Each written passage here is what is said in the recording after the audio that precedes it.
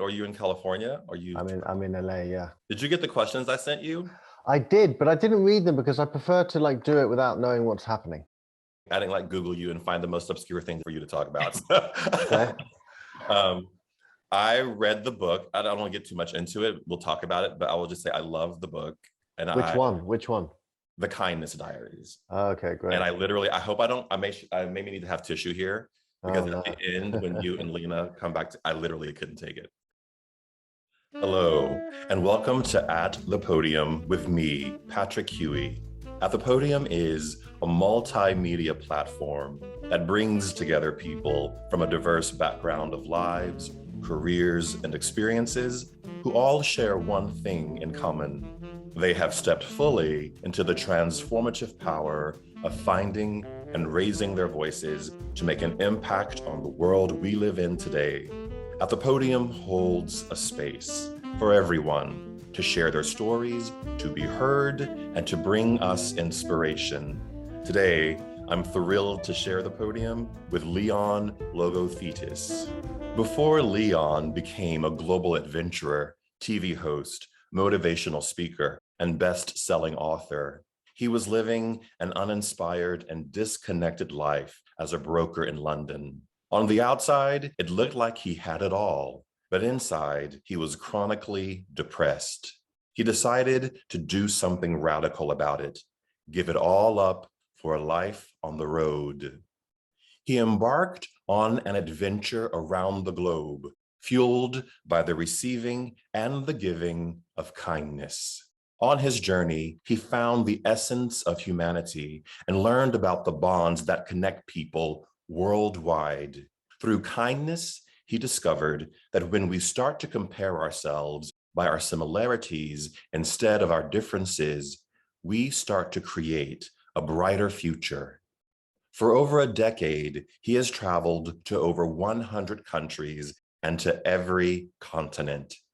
He's documented his experiences through his best-selling books and TV shows. Leon has devoted his life to inspiring the world with his message of kindness and hope.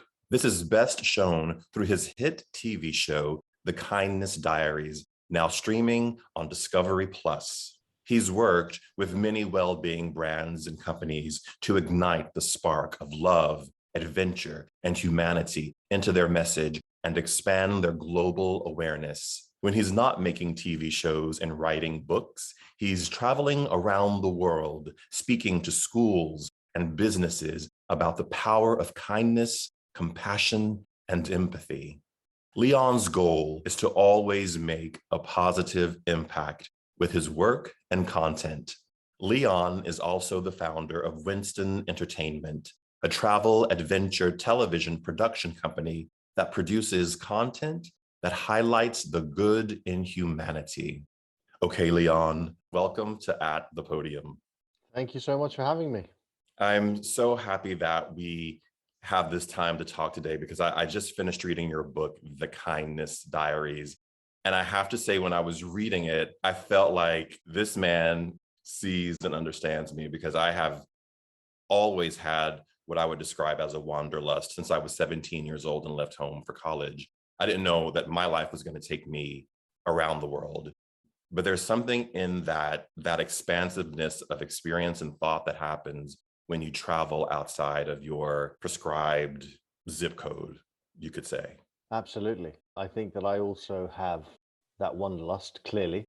And I always tell people that travel is the school of life, in the sense that we learn so much by doing exactly what you just said, by leaving our zip code. We get to meet people, we get to have experiences, we get to see the entire world and not just that small little section of the particular news station we watch or the particular place we live in. And it has taught me that we are all the same at base. We simply just want to be seen. We simply just want to be heard. We simply just want to be loved. And I would never have understood that had I not left the way I left, which clearly you have experienced as well. Yes, I left home when I was 17 to go to college, and I'm 1,000 miles away from home. And I didn't have the language at the time to say that I was looking for something bigger and outside of myself. But looking back on that, I think, like you said, I've traveled the world, and I think we are all the same at core. I think there are definitely differences that exist within people based upon their lives, based upon their experiences, but the core of the human needs are quite similar. I think it's very important as one travels to learn to respect the differences and learn to respect the cultural norms that exist within different places. And oftentimes, when you can't do that, that's when people get into trouble, I would say, when they're traveling and meeting new people. Yeah, and I would say that when I travel, I go to specifically to a different country, I behave like a guest. I am a guest in that country. I am a guest in in the homes of the people who live in that country. Mm. And when we look at it that way, it's very difficult to have any animosity with the people that we meet because we are guests. And when people come to our country, they are guests. I want to get into your book, The Kindness Diaries. I know you've written two subsequent books, but this book is the anchor of your TV show on Discovery Plus. And I read the first paragraph, which I'm going to share here, because when I read that first paragraph, it took my breath away. You wrote, "I wasn't sure if it was the screaming that woke me up or the rather large man standing above me, but either way, I was awake. In that moment, I realized my decision to sleep on the mean streets of Pittsburgh might not have been the wisest, but often my worst decisions had led to my greatest experiences. It was by saying yes to adventures, especially the crazy ones, that I found myself in those blood pumping, soul expanding moments of life." Now, you may not know this, but the whole concept of this show, this podcast, was built around saying yes to the unexpected gifts that life can sometimes drop in your lap, that people from the outside can sometimes view as sort of non sequiturs or crazy. But when you wrote that and you started your book that way, that's when I really felt you had me emotionally connected to your journey, because that's been my journey. And I think that's part of the brilliance of the book, is that people are able to sort of find themselves within that. And you encourage them to say yes to these very unexpected, sometimes harebrained schemed ideas, what may be seeming to be harebrained schemed ideas, because that's where the magic happens for them. I mean, look, sometimes the greatest adventure begins after you say yes to something insane. I mean, I have a philosophy where I try my best to say yes to everything. Because if you say yes to everything, you literally never know where it's going to lead. And Mhm. more often than not, it leads to something amazing. And if it doesn't, it leads to learning something, right? Of course, you can't say yes to absolutely everything, right? But pretty much, if you have this wanderlust spirit, if you have this like need and desire to see the world, to learn about yourself, you have no choice but to say yes. Yeah. And that opening paragraph was beautiful to hear it again, right? I mean, you know, I wrote it, but it's just to hear it again, to hear someone else reading it to me. Yeah. I had no idea you were going to read it to me.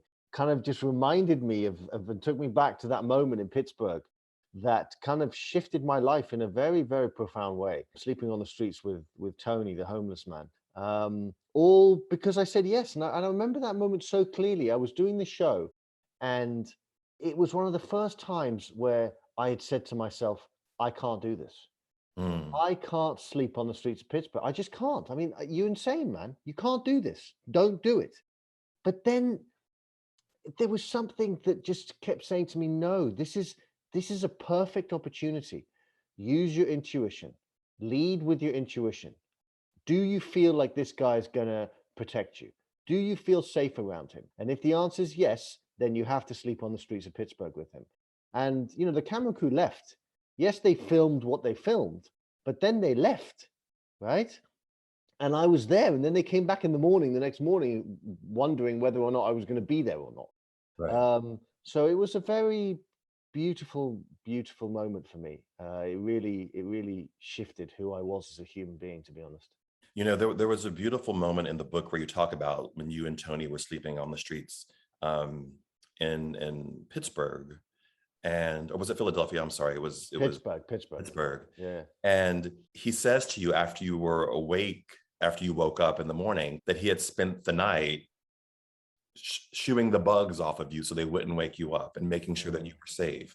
And I thought that was really one of the most beautiful acts of kindness in the book, that this man who had really his heart and his desire to be a chef that had not worked out for many different reasons, he invites you to stay with him, and then he spends the night protecting you in the only way he knows how, which is keep the bugs off.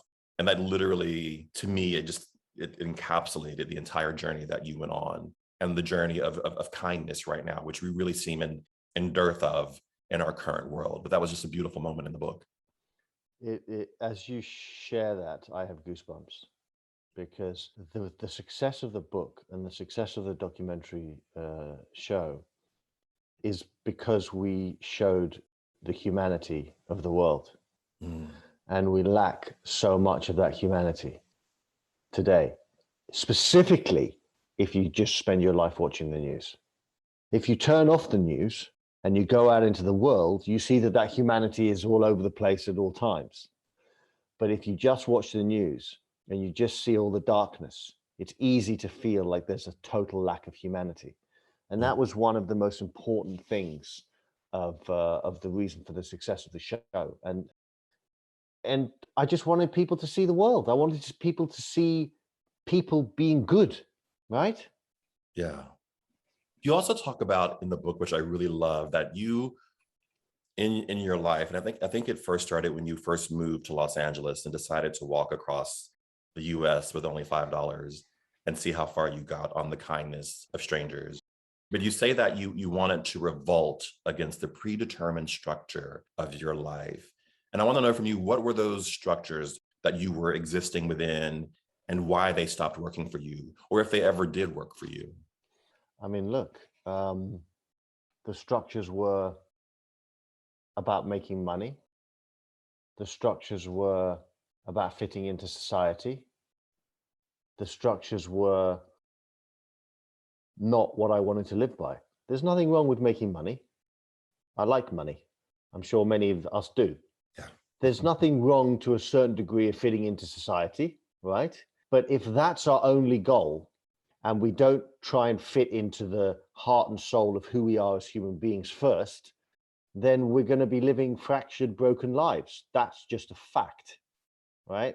We're going to not be following our bliss, as the guy who Joseph Campbell. Joseph Campbell. Yeah. So I wanted to follow my bliss to the best capacity I could, and whilst following my bliss, I wanted to share it with the world, so that they could. So you guys, anyone who was watching it, could be like, oh, if this guy can follow his bliss, then so can I. And if this guy is showing me that there's a different way to live, and that there's a goodness out there, and there's a humanity out there, then maybe I should turn the news off and stop feeding myself poison, so that I think that everyone is bad, and that people at the top, whoever they may be, left or right, can determine how I'm going to live my life. No, sorry.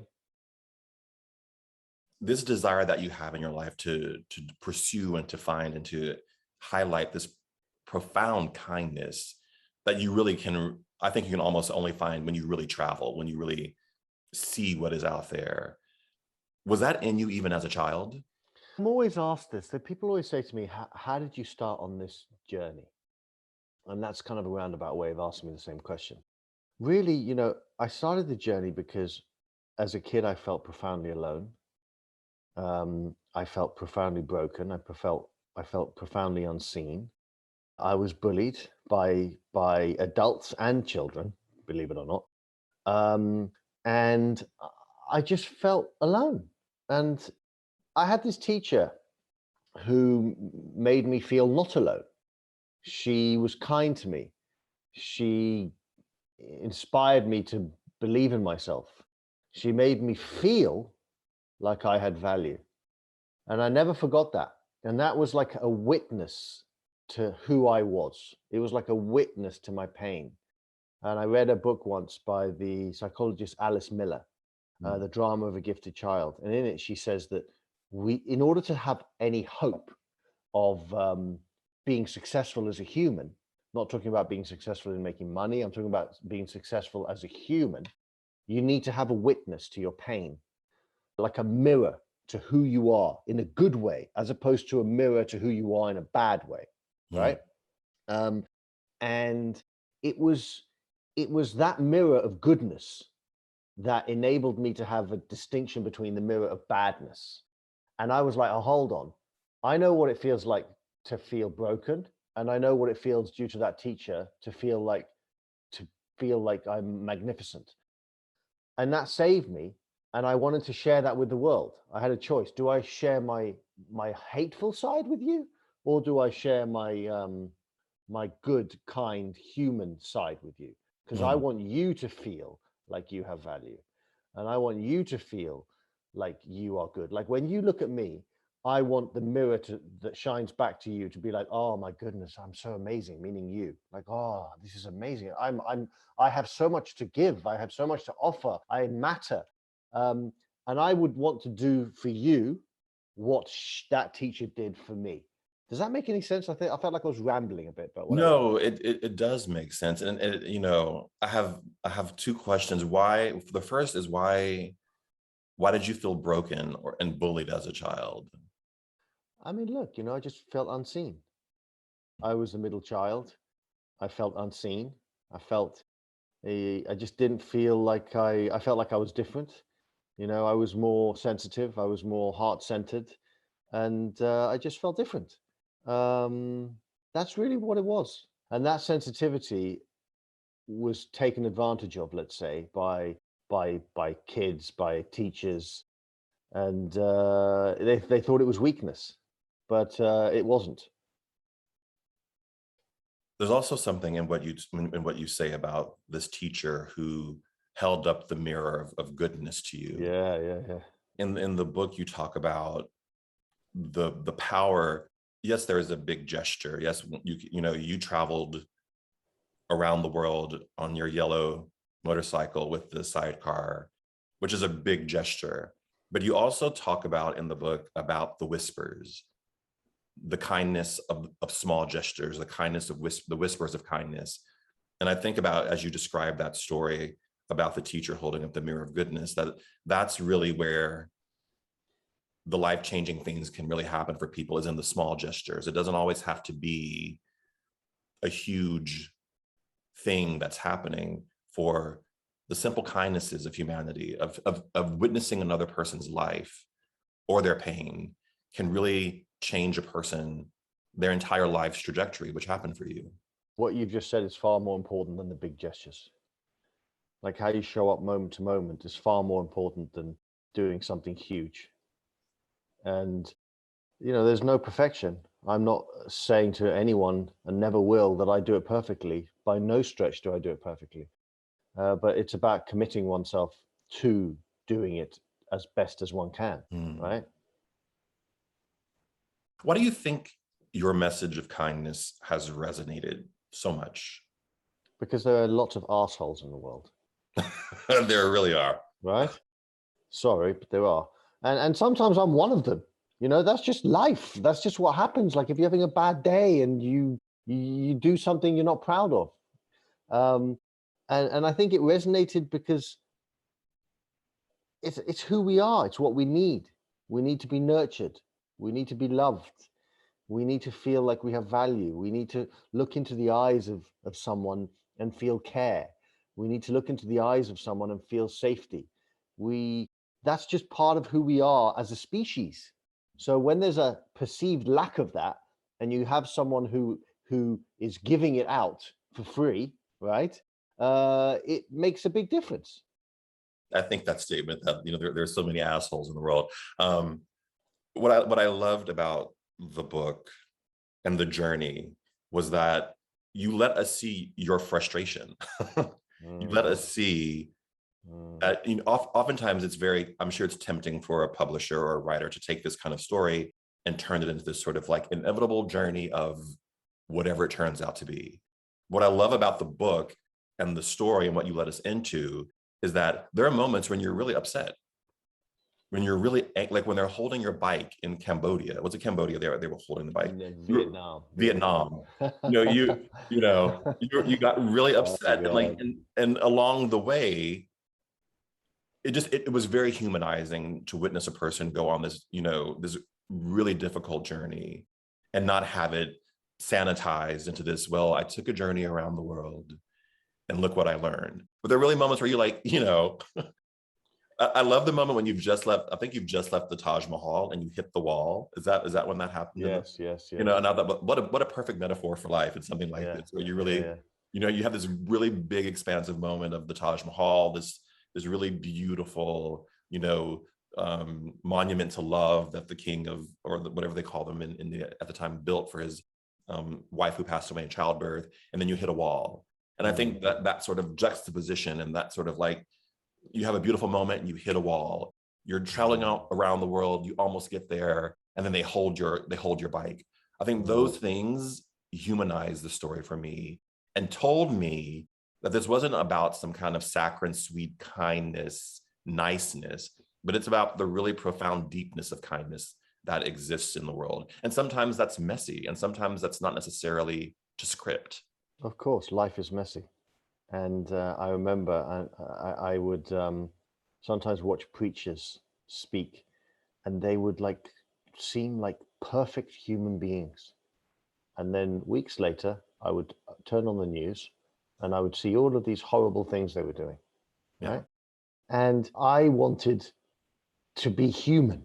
I wanted people to watch this show and see me as a human being who doesn't espouse perfection, who doesn't espouse like going out into the world and being this like, oh, I'm the kindness guy, I don't make any mistakes. No, I don't care who you are.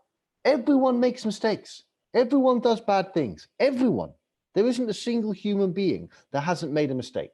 There isn't a single human being that hasn't done a bad thing. That's just the way of the world. And if anyone is out there espousing perfection, run as fast and far away as you possibly can. All right? There is no perfection. None. And I give speeches and I tell people on the stage, I say, look, this is the best version of Leon. If the worst version of Leon was on this stage, you would all leave. And that's the truth. They would. Like if sometimes people were to like look into my private life and see the way I behave. I mean, look, we all behave in bad ways sometimes. And it's so important to put that out to the world. Like this is also who I am. And it's okay. You can do good things and you can also do not good things and still be the human being that you are meant to be. Let me ask you this, because as I was reading the story, it occurred to me that is the journey of kindness, is this profound awakening, is this a singular journey? Meaning that, and I don't want to overstate this, but if you look at, let's say you look at Jesus Christ, right? Yeah. Who went on a very profound journey of the 33 years he lived, crucifixion, the resurrection, as it's detailed to us. He may have had 12 men with him, but it was still a very singular, almost lonely journey for him. And Buddha and Gandhi.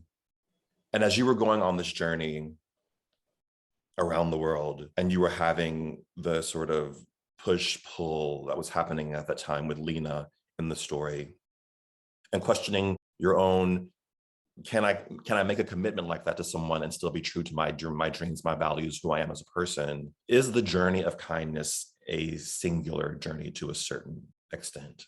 Look, I think to a certain extent, all journeys are singular, right?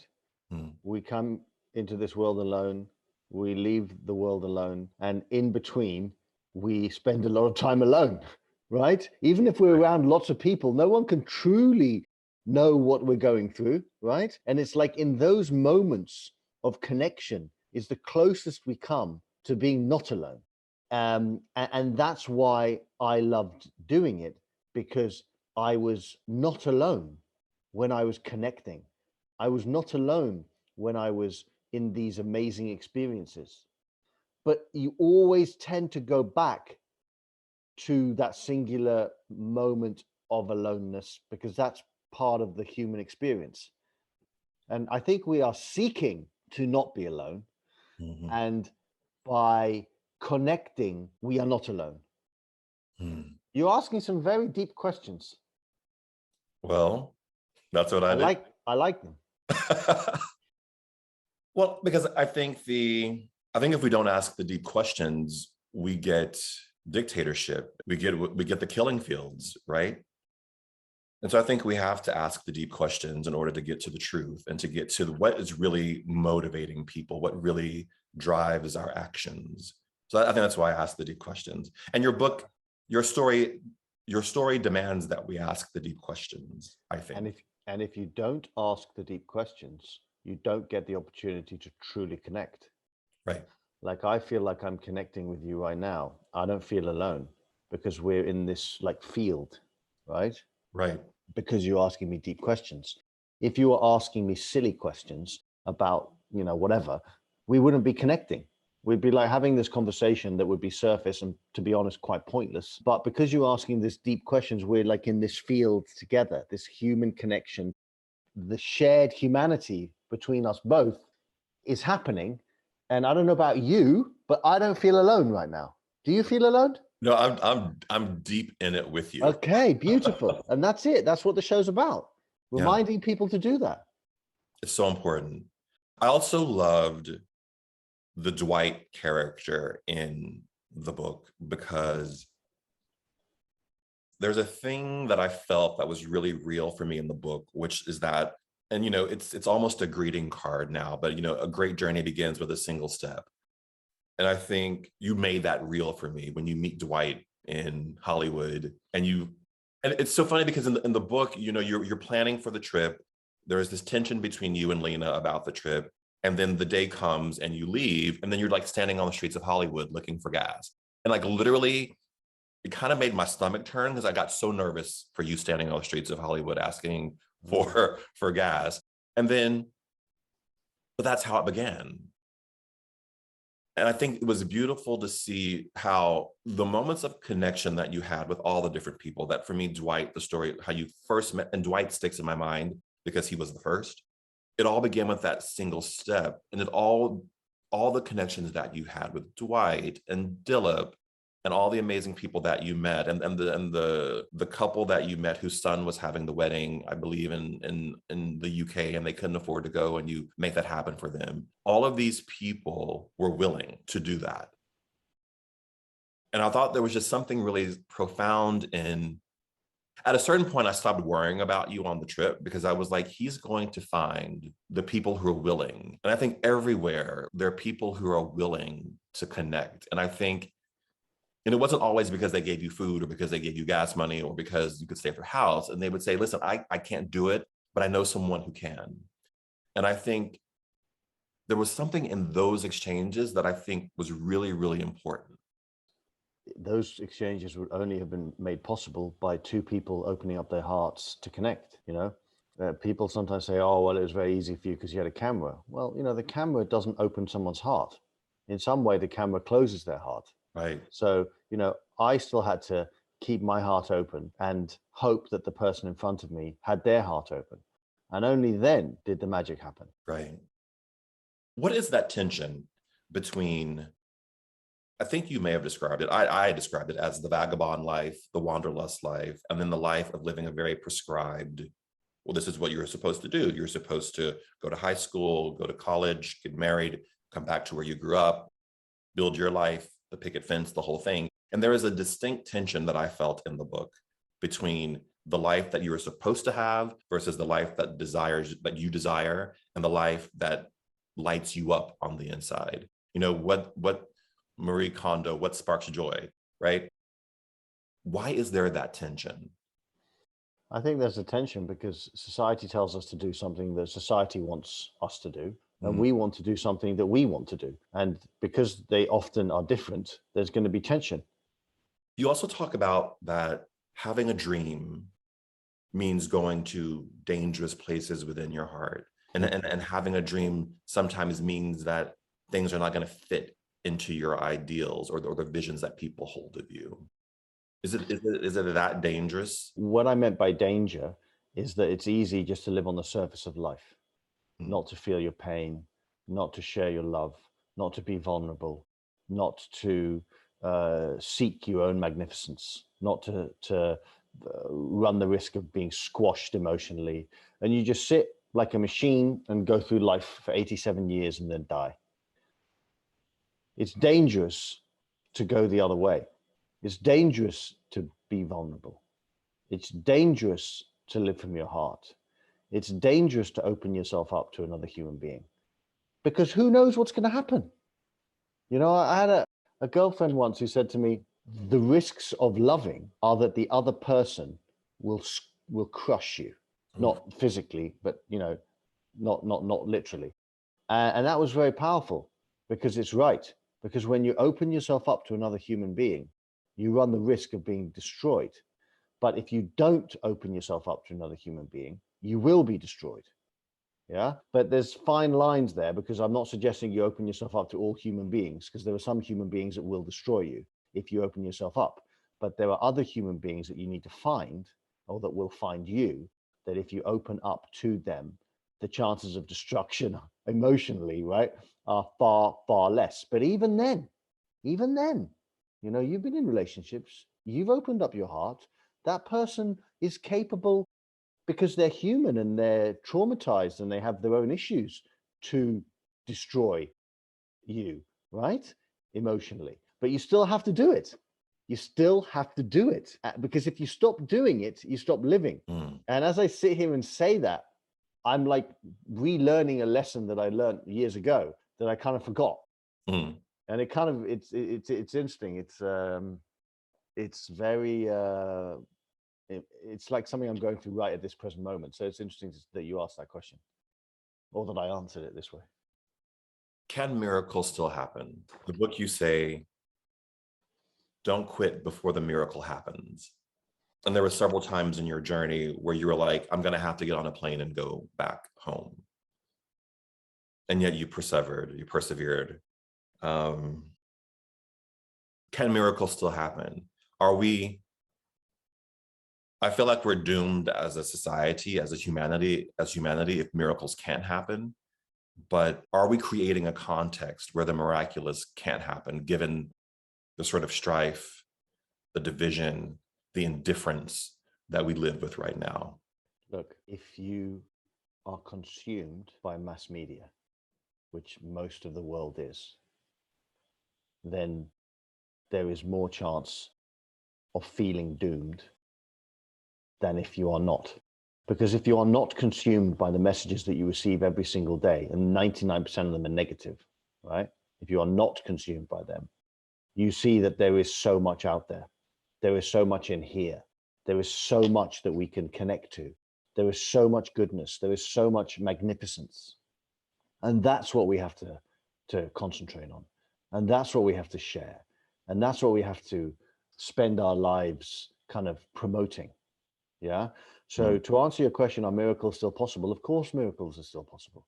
You know, the fact that you and I are talking, and we are not talking from our minds, you and I right now, we are talking from our hearts. We are in this field again, this like field of love. That is a miracle, right? Okay. Like I met you once before. Okay. And here we are having this beautiful conversation from our hearts. That's a miracle. Yeah. Specifically in the world that we live in right now. But it's also not a miracle. It's part of who we are as human beings, to have this experience that we are having.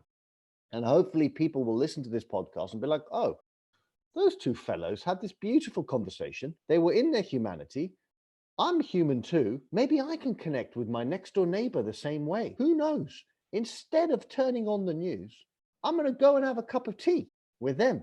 And I'm going to try and recreate this magical moment that you and I are having with my next door neighbor. That would also be a miracle. But at the same time, it's not a miracle, because it's who we are as human beings. It's what we do. Like I was in Indonesia a couple of years back, and I was driving on my Vespa, and I kept on seeing people sitting around their courtyards talking.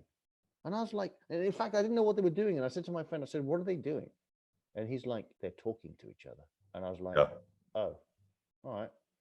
That's kind of cool. So just bringing it back to like being human, being connected, forgetting about the craziness that's going on. Of course, one can't forget it because it's happening. Yeah. But reminding ourselves, again, I go back to what I said at the beginning, that we're all the same, that look for the commonalities and go from here and go down here to the heart, from the head to the heart. And it's easy for someone to say, oh, go from the head to the heart, go from the head. Oh, well, what the hell does that mean? But if you feel it, right? Like you are clearly someone that lives from the heart. So you have a responsibility in the world. You have a responsibility to inspire people to live and to communicate from the heart. And you can do that, you specifically, by being the mirror to them. Because if you come from your heart, they will have no choice but to come from their heart. And if they don't, it's okay. You move on to the next person that does. Let me ask you, as I was reading the book, I love the journey of it. And then I had a thought. And I thought to myself, could I today, as a Black man, do what you did? Which means leave my house, no money, go on the street and ask people for kindness. And I thought, I don't know if I could, which I thought was very sad. I wouldn't have had that answer 10 years ago. I would have said, of course. But now I don't know. And it made me question, is kindness available for everyone? That's a very profound question. And I would say that I don't know your experience. Okay. I'm an English white man, right? And that brings with it lots of privilege. And specifically when you're doing the show, it brings people to want to help you because of my accent and et cetera, et cetera, et cetera. I'm going to share something that I haven't shared. I'm just going to share it. You know, had you said this to me prior to the Black Lives Matter movement, prior to George Floyd, I would have said, of course you can do it. Of course you can do it. Yeah. But something awoke inside me. And I think it awoke inside many privileged people that maybe you couldn't. And that is deeply upsetting. And that is deeply painful for me to like have that moment of awakening, to see that privilege right there, right in front of my face, right? When I look in the mirror. And I don't want to sound like a naysayer, but although I said you couldn't do it, I also believe you absolutely could do it, because I still have faith. I still have hope. And I still believe that the power of goodness will win. But yes, it was easier for me. There's absolutely no doubt about that. It was easier for me. And whilst there are some highly misguided people out there in the world, there are also some very beautiful people out there in the world that look far beyond the color of someone's skin. Mm. And that was evident in your journey.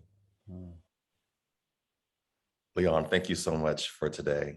No worries. Thank you. You have great questions. Thank you. Thank you. Well, your journey, your book, how you're living your life made them easy. Thank you. Thank you so much for the time, your wisdom, your journey, and your belief in the goodness of people, and that kindness still matters. I think we need that more than ever right now. That kindness does matter. Even if I don't agree with you politically or whatever, we still have to find those ways to witness each other's lives. So important. I'd like to say one more thing. I am a believer in goodness. I am a believer in kindness, but I am also a believer in do not cross my boundaries. And if someone crosses our boundaries, kindness gets put to one side. Mm. Right? So I'm not suggesting by any stretch of the imagination that you allow people to walk all over you. Absolutely not. Do not walk all over me, ever. Yeah. So just want to make that clear. Right. Agreed. To those of you who are watching or listening, remember, we all have a voice. Use yours wisely. Thank you, Leon. Thank you very much.